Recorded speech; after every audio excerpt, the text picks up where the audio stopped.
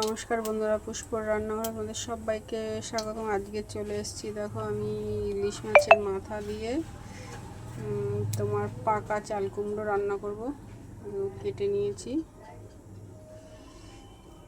একটু মোটা মোটা করেই কেটেছি।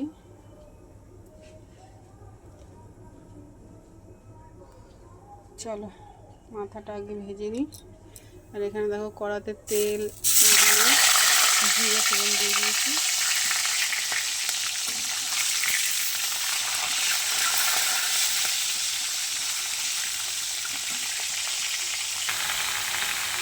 চলো দেখো স্বাদ মতো লবণ আর হলুদ দিয়ে দিয়েছি।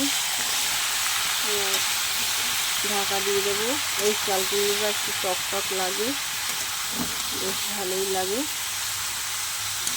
চলো ঢাকা দিয়ে দিই। দেখো বন্ধুরা, পাকা চাল কুমড়ো ইলিশ মাছের মাথা দিয়ে আমার প্রায় হয়ে এসেছে। আর একটু ভাজা ভাজা করবো। বেশ সুন্দর একটা সেন্ট বেরিয়েছে, একটু টক টক, একটু ইলিশ মাছের গন্ধ, বেশ ভালোই লাগছে। চলো আর একটু ভেজে নামিয়ে নেব। কারা কারা এই পাকা চাল কুমড়ো খাওয়া অবশ্যই কমেন্ট করে জানিও বন্ধুরা।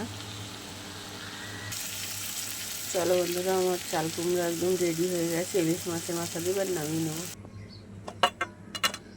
দেখো বন্ধুরা, আমার চাল কুমড়োটা নামিয়ে নিয়েছি। কেমন হয়েছে অবশ্যই জানিও। ভালো লাগলে লাইক কমেন্ট শেয়ার করো। টাটা।